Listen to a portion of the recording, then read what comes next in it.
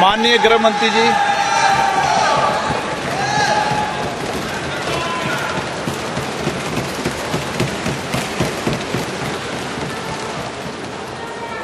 माननीय अध्यक्ष जी, सबसे पहले मैं आपका धन्यवाद करना चाहता हूं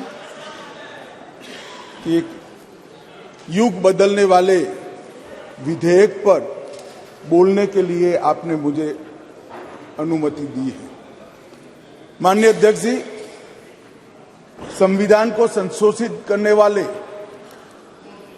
128वें संविधान संशोधन के समर्थन में बात करने के लिए मैं यहां खड़ा हुआ। माननीय अध्यक्ष जी,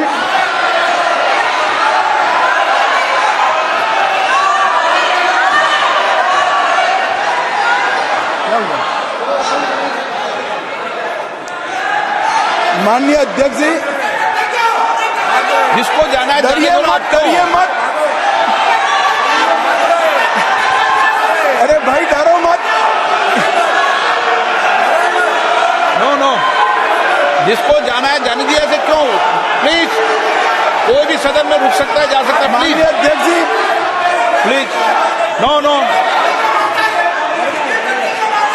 माननीय अध्यक्ष जी,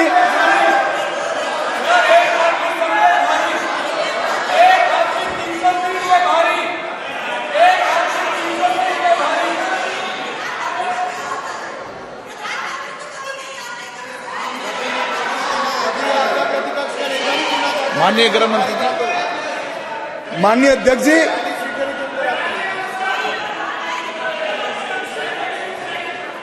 कल का दिन भारतीय संसद के इतिहास में स्वर्ण अक्षरों से लिखा जाएगा।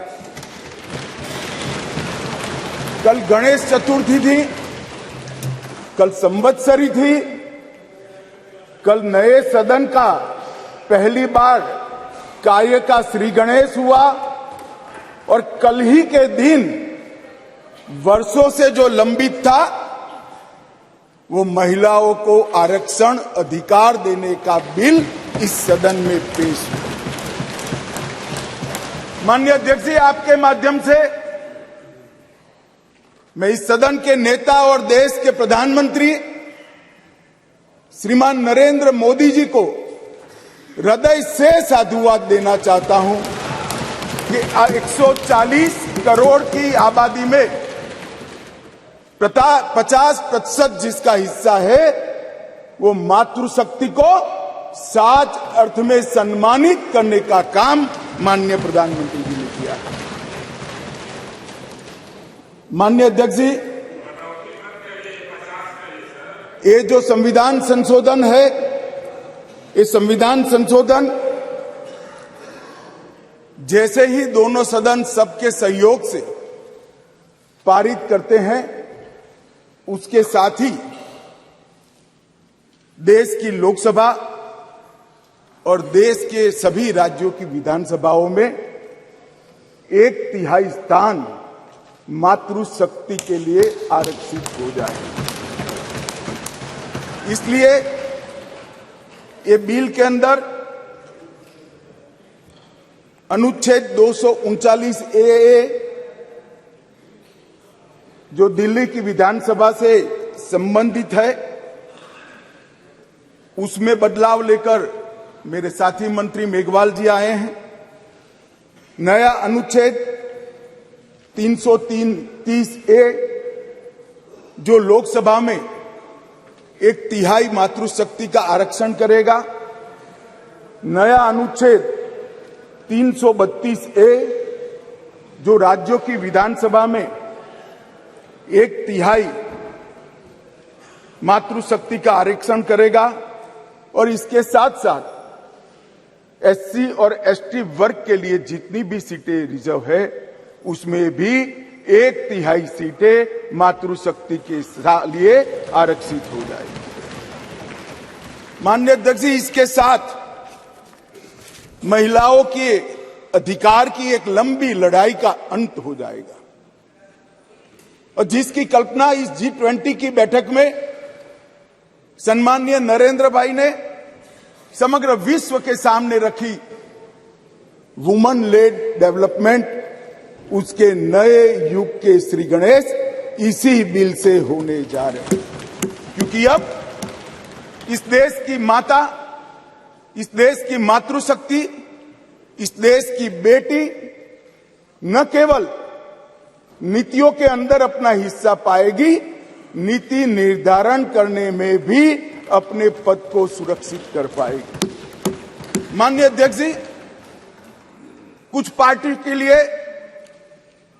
महिला सशक्तिकरण एक पॉलिटिकल एजेंडा हो सकता है। कुछ पार्टियों के लिए महिला सशक्तिकरण, माननीय अध्यक्ष जी, एक राजनीतिक मुद्दा हो सकता है। कुछ पार्टियों के लिए महिला सशक्तिकरण का नारा ये चुनाव जीतने का एक हथियार हो सकता है, परंतु मेरी पार्टी और मेरे नेता नरेंद्र मोदी जी के लिए महिला सशक्तिकरण राजनीतिक मुद्दा नहीं है।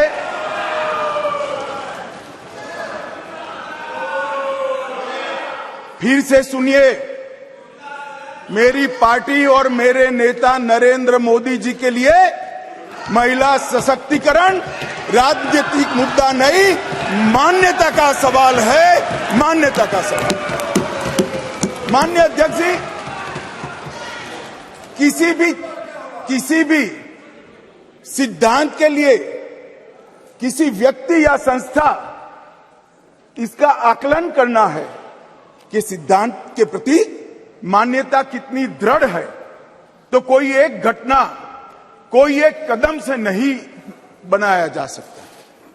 प्रधानमंत्री नरेंद्र मोदी जी जब संगठन का काम करते थे, भारतीय जनता पार्टी के संगठन महासचिव थे गुजरात प्रांत के, और गुजरात में भारतीय जनता पार्टी की वडोदरा कार्यकारिणी हुई थी। उस ऐतिहासिक कार्यकारिणी में मोदी जी के रोल के कारण ही भारतीय जनता पार्टी के संगठनात्मक पदों में 1/3 रिजर्वेशन माताओं के लिए किया गया। और ऐसा करने वाले मैं गर्व से कह सकता हूं कि मेरी पार्टी सबसे पहली पार्टी है और मेरी पार्टी सबसे अंतिम पार्टी है। माननीय अध्यक्ष जी, मोदी जी जब मुख्यमंत्री थे, ढेर सारे लोगों को मुख्यमंत्री रहते हुए ढेर सारी भेंटें मिलती हैं। ज्यादा से ज्यादा सभी लोग इसको तोसा खाना में आरक्षित रखवा देते हैं। मोदी जी ने उस वक्त निर्णय किया था और सार्वजनिक घोषणा भी की थी कि जितनी भी भेंट आएगी उसका ऑक्शन होगा और वो बच्चियों की पढ़ाई लिखाई के लिए खर्च की जाएगी। माननीय अध्यक्ष जी, सीएम रहते हुए भी उनको प्रधानमंत्री देश की जनता ने चुना। 2014 में उनको प्रधानमंत्री पद के प्रत्याशी घोषित करने के बाद चुनाव हुआ और 30 साल के बाद इस देश की महान जनता ने पूर्ण बहुमत की एक सरकार मोदी जी के नेतृत्व में बनाने का मैंडेट दिया। और जब सरकार बनाने का समय आया, तब मोदी जी का स्वाभाविक था कि मुख्यमंत्री पद से इस्तीफा देना, और इस्तीफा देने के बाद ही वो प्रधानमंत्री बन सकते थे। तो मुख्यमंत्री पद से जब मोदी जी ने इस्तीफा दिया, तब इनके बैंक अकाउंट में माननीय अध्यक्ष जी, भाई उनको जवाब न दो। इनके बैंक अकाउंट में जितना भी मुख्यमंत्री की तनख्वाह से और जितना भी पैसा बचा था, वो सारा का सारा गुजरात सचिवालय की वर्ग 3 और 4 के कर्मचारियों की बच्चियों की पढ़ाई लिखाई के लिए। माननीय अध्यक्ष, इसके लिए कोई सर्कुलर नहीं था, इसके लिए कोई कानून नहीं बनाया था। यही मोदी जी ने जब गुजरात के मुख्यमंत्री थे तब बेटी बचाओ बेटी पढ़ाओ का नारा देश भर में दिया और गुजरात में उनके प्रयासों से जन जागृति के माध्यम से कोई कानून के बगैर लिंग अनुपात के अंदर बहुत बड़ा परिवर्तन कर लाखों बेटियों को पृथ्वी पर आने का अधिकार इस नरेंद्र मोदी जी ने दोम धक्की धूप में मई महीने में पटवारी से लेकर मुख्यमंत्री तक पूरी की पूरी सरकार 5 दिनों तक गर्ल चाइल्ड एनरोलमेंट के लिए गांव-गांव में जाती थी। कोई कस्बा ऐसा नहीं होता था जहां पर सरकार के पदाधिकारी नहीं जाते थे। पंच, सरपंच, जिला पंचायत के सदस्य, तहसील पंचायत के सदस्य, विधायक, सांसद, मुख्यमंत्री, मंत्री सभी लोग जाते थे और बच्चियों को पढ़ाने के लिए, उनके एनरोलमेंट के लिए और ड्रॉप आउट रेशियो के कम करने के लिए, उनको फिर से पुनः दाखला दिलाने के लिए गांवों में निवास करते थे। माननीय अध्यक्ष जी, बेटी बचाओ बेटी पढ़ाओ इसका परिणाम क्या था? एक और तो लिंग अनुपात में बहुत बड़ा अंतर आया और दूसरी ओर कांग्रेस पार्टी जो लेगेसी छोड़कर गई थी गुजरात में, उसमें प्राइमरी एजुकेशन में 37% ड्रॉप आउट रेशियो था और मोदी जी जब मुख्यमंत्री से प्रधानमंत्री बनने के आए तब वो 30% ड्रॉप आउट रेशियो घटकर 0.70% माननीय अध्यक्ष जी, इसलिए मैं कहता हूं कि हमारे लिए राजनीतिक मुद्दा नहीं है, हमारी मान्यता का मुद्दा है, हमारे स्वभाव का मुद्दा है, हमारी कार्य संस्कृति का मुद्दा है। माननीय अध्यक्ष जी, जहां तक नरेंद्र मोदी जी की केंद्र में सरकार बनी, ये कह रहे हैं कि पहले भी हुआ था, पहले रोक लिया गया, ये सब बातें तो मैं बाद में बताता हूं, परंतु ये जो महिला सशक्तिकरण की बात है, ये संविधान संशोधन से जुड़ी हुई नहीं है। महिलाओं के लिए सुरक्षा, सम्मान और सहभागिता, ये तीनों चीजें जिस दिन मोदी जी ने इस देश के प्रधानमंत्री पद का शपथ लिया, जिस दिन से भारतीय जनता पार्टी की सरकार बनी, इस सरकार का श्वास और प्राण दोनों बने हुए हैं। माननीय अध्यक्ष, कई ऐसी चीजें हैं जो हुई है। आज मैं कहना चाहता हूं माननीय अध्यक्ष जी, जिस दिन मोदी जी इस देश के प्रधानमंत्री बने, इस देश के 70 करोड़ लोग ऐसे थे जिनके घर में बैंक अकाउंट नहीं था।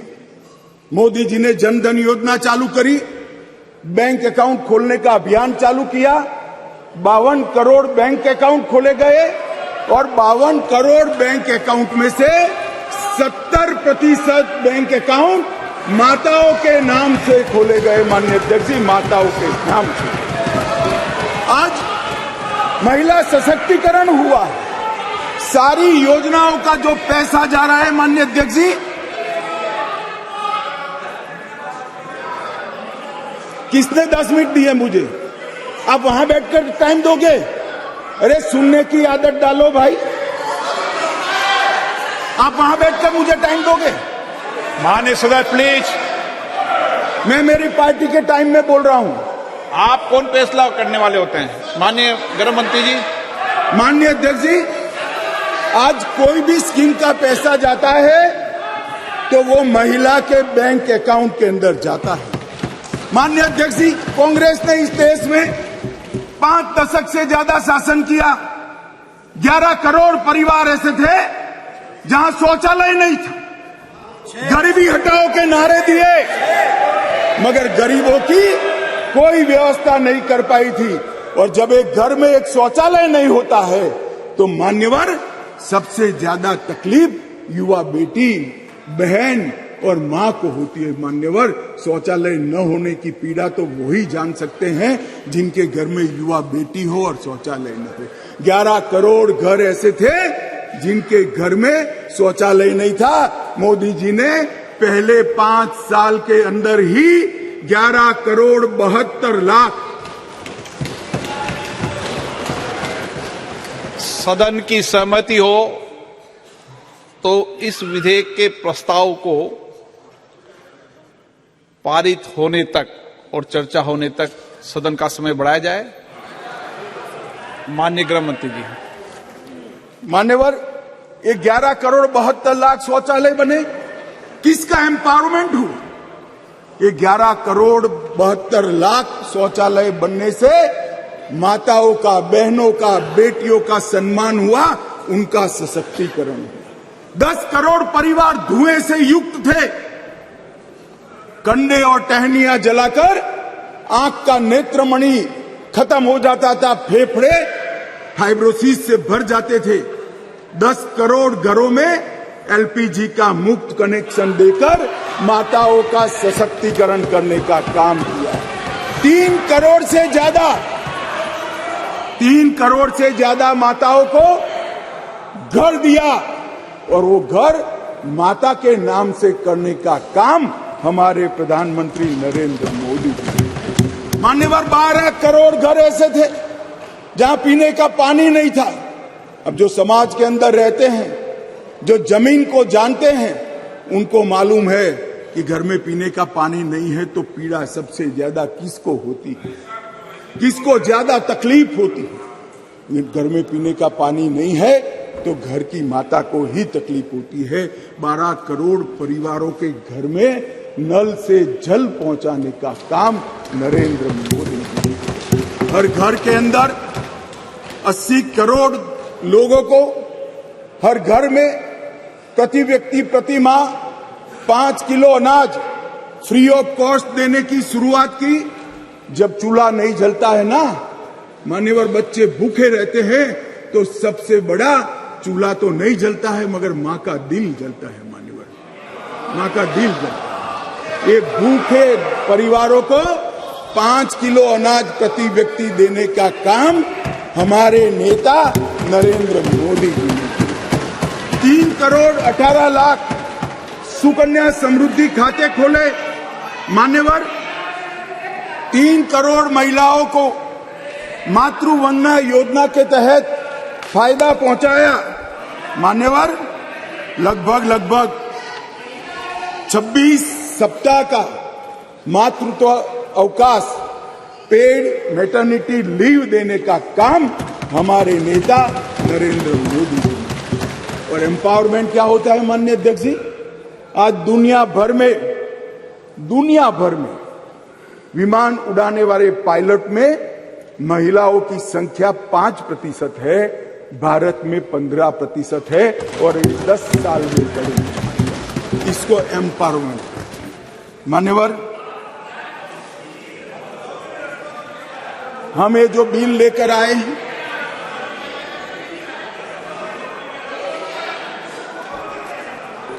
मान्यवर,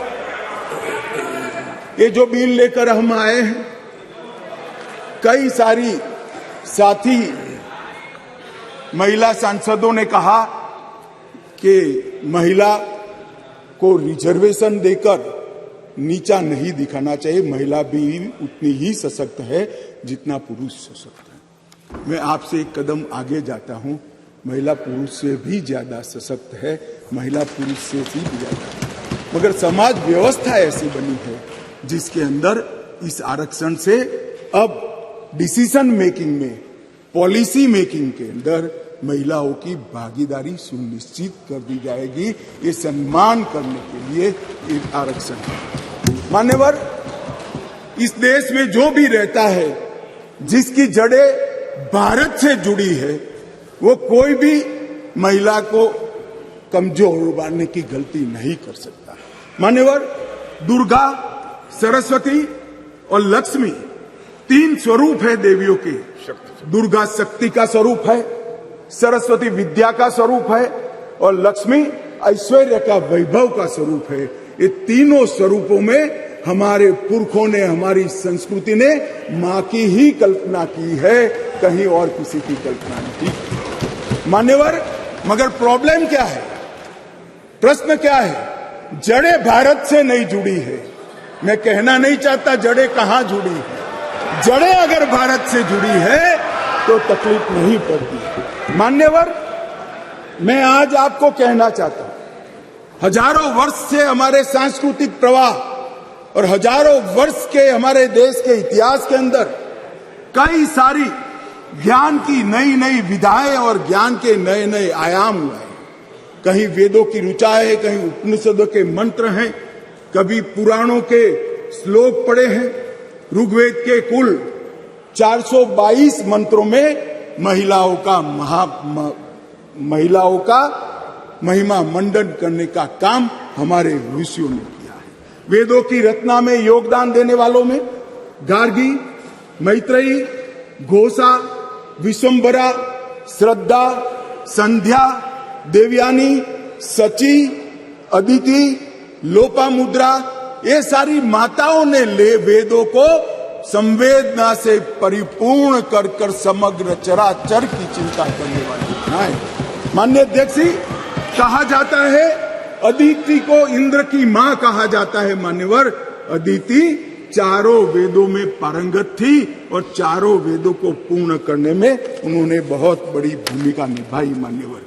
मान्यवर, शासन की बात करें तो 10वीं शताब्दी में कश्मीर की रानी दिद्दा, कातकीय वंश की रुद्रमा 13वीं शताब्दी में रानी दुर्गावती, शिवाजी को शिवाजी बनाने वाली जिजाऊ, रानी चेन्नम्मा, महारानी अब्बका और महारानी लक्ष्मीबाई को इस देश का समाज और इतिहास कभी भूल नहीं सकता है। मान्यवर, शिक्षा और समाज सेवा के क्षेत्र में गार्गी, मैत्रेयी, सुलभा, वड़वा, प्रतिथेयी, अरुंधति और सावित्रीबाई फुले ने इस समाज को संपूर्ण बनाने के लिए अपना योगदान दिया। हमें बिल जो लेकर आए हैं मान्यवर, ये भाव से लेकर नहीं आए। एक प्रकार की समाज व्यवस्था बनी है और समाज व्यवस्था में एक क्षति है। एक क्षति को सुधारने के लिए, महिलाओं को प्रतिभागिता बढ़ाने के लिए, उनका सम्मान करने के लिए 50% आरक्षण लेकर आज हम यहां पर आए हैं।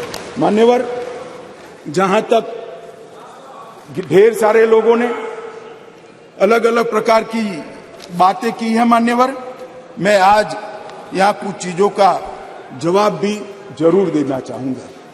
मैं इससे पहले स्पष्ट कर देता हूं, कोई ये जवाब को अपने दिल से न लगा ले। मैं किसी भी दल के खिलाफ बोलना नहीं चाहता। बहुत मौके आएंगे जहां राजनीतिक उत्तर देने की जरूरत होगी, दमखम के साथ देंगे, डट कर देंगे। परंतु एक ऐसा मौका है जिसमें ये सदन ने समग्र देश को ही नहीं मान्यवर, आपके माध्यम से समग्र विश्व को ये संदेश देने की जरूरत है कि मोदी जी ने जिसकी कल्पना करी, एक वुमन लेड डेवलपमेंट के लिए पूरा सदन एक मत। मान्यवर, मगर कुछ चीजें यहां कही गई है, इसलिए मेरा बहुत जरूरी है कि इसकी स्पष्टता कर दी जाए।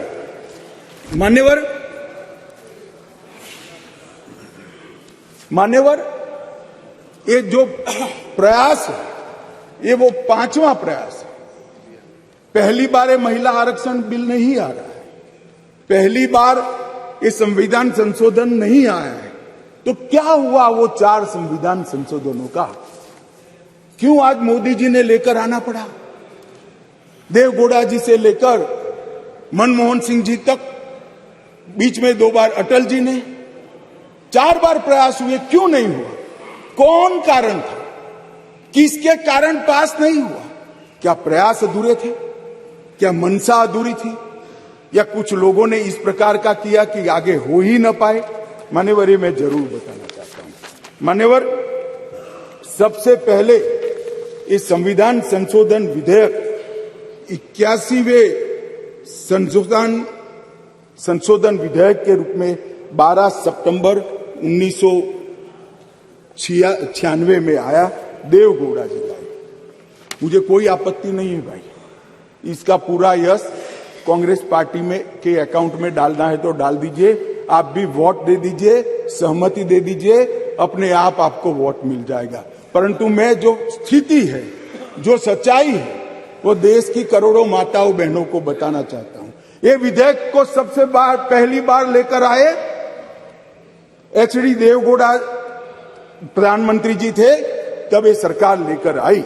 मान्यवर, उस वक्त कांग्रेस पार्टी विपक्ष में बैठा करती थी। देवेगौड़ा जी की नहीं,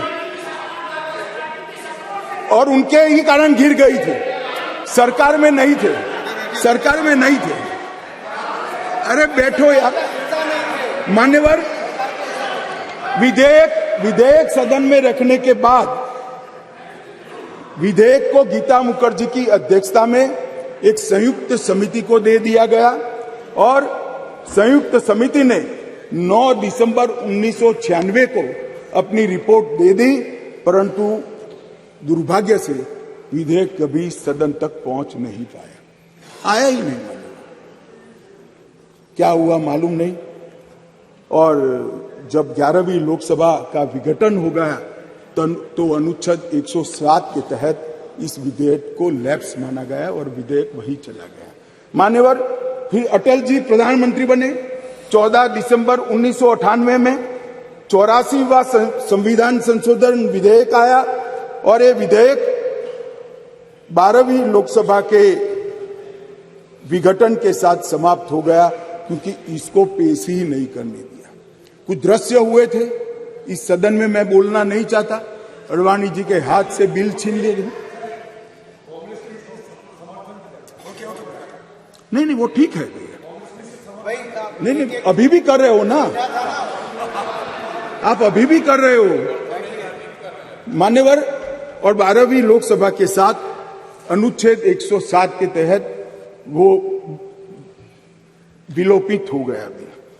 फिर 13वीं लोकसभा में अटल जी ही प्रधानमंत्री थे और हम फिर से बिल लेकर आए और उस पर भी चर्चा नहीं हो पाई। अब किसने नहीं की इसमें मैं जाना नहीं चाहता, क्योंकि आज मैं किसी को दोषारोपण करने के लिए नहीं आया हूं। मगर इस संसद ने, इस सम्मानीय गृह ने कभी न देखे हो इस प्रकार के कुछ दृश्य 13वीं लोकसभा में देखे, जो पुराने अनुभवी सांसद है उन्होंने देखे हैं मान्यवर। और वो भी अनुच्छेद 107 के तहत विलोपित हो गया। इसके बाद में संविधान का 108वां संशोधन डॉक्टर मनमोहन सिंह जी लेकर आए। मनमोहन सिंह जी संशोधन लेकर आए, वो पहले राज्यसभा में रखा, राज्यसभा में संशोधन पारित हुआ, उसके बाद में लोकसभा में लाने का मौका ही नहीं हुआ और वो विधेयक भी विलोपित हो गया। तो कल जो मैं कहता था अधीर रंजन जी कि विधेयक, आपने कहा कि विधेयक अभी लंबित है, लंबित नहीं है, जिंदा नहीं है, जीवित भी नहीं है। बैठ जाओ, मैं समझा देता हूं। आप बैठ जाइए, मैं समझा देता हूं। मान्यवर, जब लोकसभा का विघटन होता है, लोकसभा जब विघटित हो जाती है तो अनुच्छेद 107 के तहत लंबित विधेयक जितने भी है वो विलोपित हो जाते हैं, यहां पर नहीं रहते। नहीं, कल उन्होंने सवाल किया था कि विधेयक क्यों फिर से लाना पड़ा। हमारा विधेयक पड़ा है, नहीं पड़ा है, इसलिए विधेयक फिर से लाना।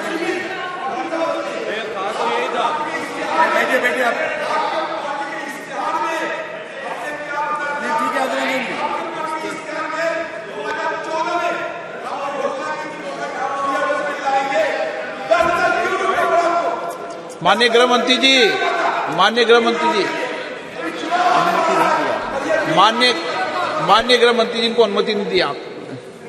मान्यवर, मुझसे 10 साल का हिसाब मांग रहे हैं, अपने 60 साल का हिसाब नहीं देते हैं। अब कौन समझा है, देश की जनता देख रही है। मान्यवर, ये विधेयक 5 बार आया, 4 बार आया, 4 बार पारित नहीं हो पाया। हर बार इस देश की मातृशक्ति को हमारे सदन ने निराश किया है। मैं आज पक्ष विपक्ष के सभी दलों से प्रार्थना करना चाहता हूं कि हम सब एकत्रित होकर ये नई शुरुआत को आज सर्वानुमत से संविधान को संशोधित कर कर मातृशक्ति को आरक्षण देने का मान्यवर, मैंने पहले ही कहा कि मैं कोई राजनीतिक उठापटक या जवाब देना नहीं चाहता, परंतु कई सारे सवाल उठाए गए। हमारी मंशा पर भी सवाल उठाए कि भाई तुरंत अमल में क्यों नहीं लाते, डिलिमिटेशन कमीशन क्यों और 2026 क्यों। मैं सारी चीजों का एक एक कर जवाब देना चाहता हूं। माननीय अध्यक्ष जी, पार्लियामेंट में रिजर्वेशन की जो प्रोविजन है वो आर्टिकल 330 में है और ये इसी तरह से विधानसभाओं में आरक्षण का जो प्रावधान है ये आर्टिकल 332 में है। ये दोनों रिजर्वेशन अनुसूचित जाति और जनजाति को लागू होती है, दोनों को लागू होती है। मान्यवर, अभी बहुत सारे सवाल उठाए गए, ओबीसी क्यों नहीं, डिलिमिटेशन कमीशन क्यों और क्यों इतनी देरी कर रहे हैं। मैं सारों के जवाब देना चाहता हूं। सबसे पहला जवाब इस बात का है कि अभी जो विद्यमान संविधान है उसमें 3 कैटेगरी के सांसद यहां चुनकर आते हैं।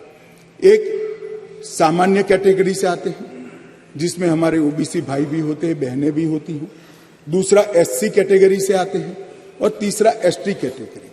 अभी ये 3 ही कैटेगरी उपलब्ध है मान्यवर। ये तीनों कैटेगरी में हमने 33% रिजर्वेशन माताओं का कर दिया है।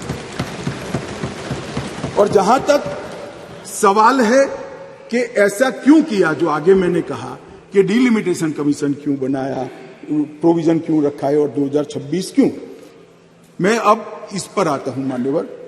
अभी जो संविधान संशोधन आया है इसमें आर्टिकल 330A और आर्टिकल 332A इसके माध्यम से वुमेन रिजर्वेशन का प्रोविजन हमने किया है और इसी के साथ साथ तीनों कैटेगरी में, सामान्य कैटेगरी में, एससी कैटेगरी में और एसटी कैटेगरी में वर्टिकल रिजर्वेशन देकर 1/3 सीटों को महिलाओं के लिए, माताओं के लिए आरक्षित करने का काम ये संविधान संशोधन जो मेघवाल जी लाए हैं उसको लेकर आए हैं। मान्यवर, अब डिलिमिटेशन कमीशन को पहले हम समझ लें। डिलिमिटेशन कमीशन हमारे देश की चुनाव प्रक्रिया को निर्धारित करने वाली एक महत्वपूर्ण इकाई का कानूनी प्रावधान है और वो अपॉइंटमेंट से होती है, मगर वो क्वासा जुडिशियल प्रोसीडिंग्स होती है। इसकी अध्यक्षता सुप्रीम कोर्ट के रिटायर्ड जज करते हैं। इसके अंदर चुनाव आयुक्त के एक प्रतिनिधि भी होते हैं और भी 2-3 संस्थाओं के प्रतिनिधि होते हैं जो चुनाव की प्रक्रिया के साथ जुड़े हुए होते हैं और इसके कानून के तहत सभी मान्य राजनीतिक दलों के एक सदस्य भी उस डिलिमिटेशन कमीशन के मेंबर होते हैं। अब 1/3 मान्यवर 1/3 सीटों का रिजर्वेशन करना है तो वो सीटों कौन तय करेगा? ये जो कह रहे हैं क्यों नहीं कर देते, कौन करे? हम करें और फिर वायनाड रिजर्व हो गया है तो आप क्या करोगे? हमको कहोगे कि भाई पॉलिटिकल कर दिया। ओवैसी साहब नहीं, अगर हैदराबाद रिजर्वेशन होगा, रिजर्व हो गया तो कहोगे कि भाई पॉलिटिकल रिजर्वेशन कर दिया।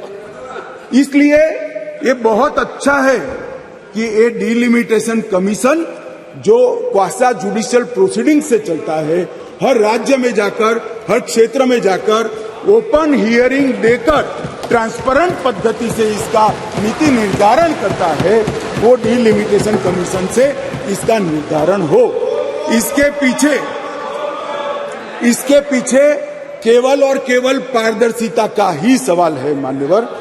कोई पक्षापक्षी नहीं होनी चाहिए और मान्यवर, मैं इतना ही कहना चाहता हूं कि कुछ लोगों ने आज सोशल मीडिया में भूमिका बनाना शुरू की है। हालांकि बहुत मुझे अच्छा लगा, सबको मैंने सुना है, सबने समर्थन करने का अपने भाषणों के अंदर वादा किया है, परंतु सोशल मीडिया में कुछ लोग भूमिका बना रहे हैं कि भाई इस विधेयक को इसलिए समर्थन न करो कि इसमें डिलिमिटेशन कमीशन का है और अभी के चुनाव में नहीं होगा। कुछ लोग कह रहे हैं इसमें ओबीसी आरक्षण नहीं है, मुस्लिम आरक्षण नहीं, इसलिए समर्थन न करो। मैं अलग कहता हूं, अब समर्थन नहीं करोगे तो क्या जल्दी आरक्षण आ जाएगा? तो भी 29 के बाद आएगा। समर्थन कर दो, गारंटी हो गई। फिर जो सरकार आएगी उसमें जो बदलाव करेगी वो भी होगा। एक बार श्री गणेश तो करो, गणेश चतुर्थी के दिन ये संविधान संशोधन विधेयक आया। एक बार शुरुआत करनी चाहिए और एक बार शुरुआत करें, उसके बाद पहला डिलिमिटेशन कमीशन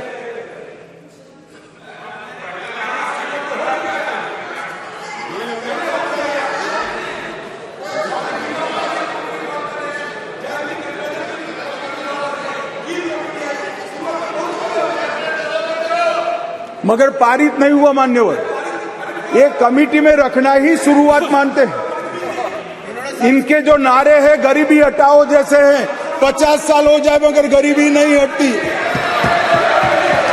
हम ऐसे नहीं है मान्यवर।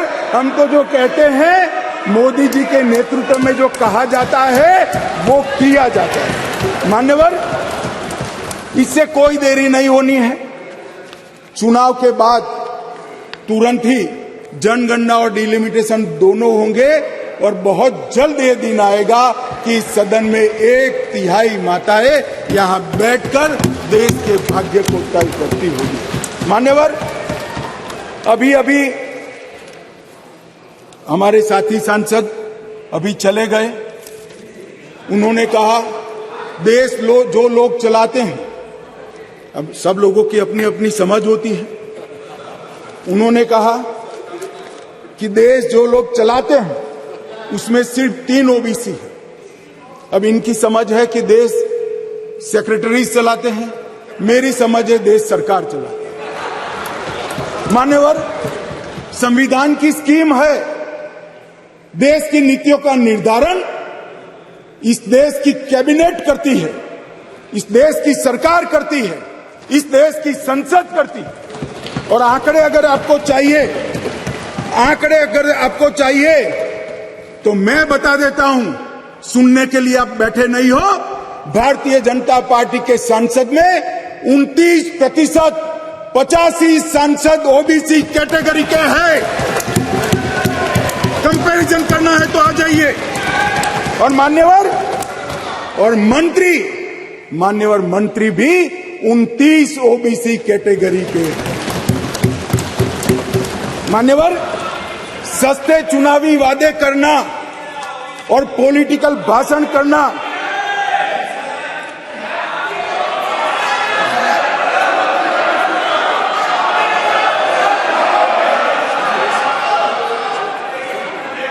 दादा, नए सदन में तो उम्र के हिसाब से कुछ करिए मान्यवर।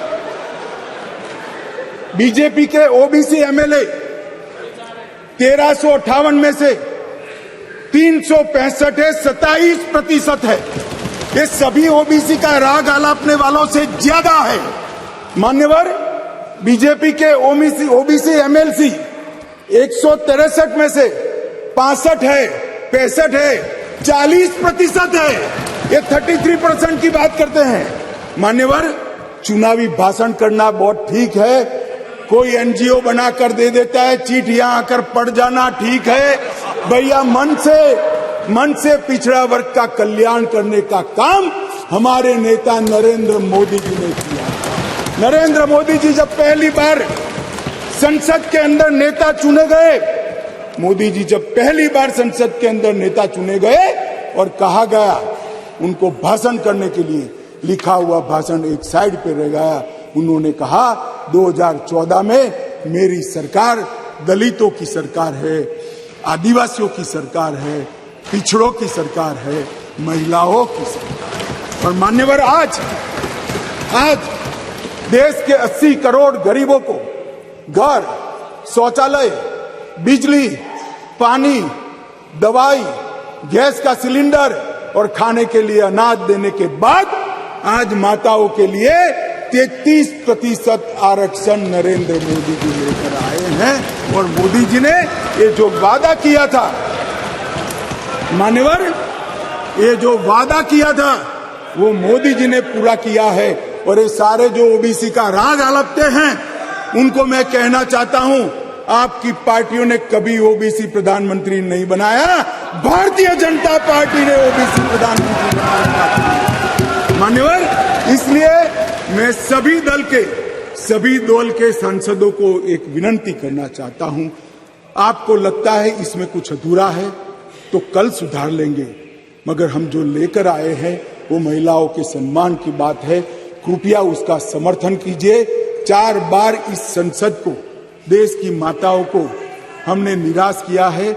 इस बार राजनीतिक पक्षापक्षी से ऊपर उठकर दलगत राजनीति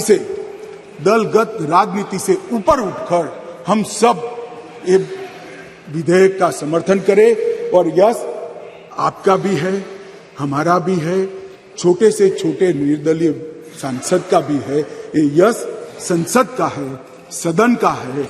हम सब मिलकर इसको पारित करें, यही मेरा सबसे अनुरोध है।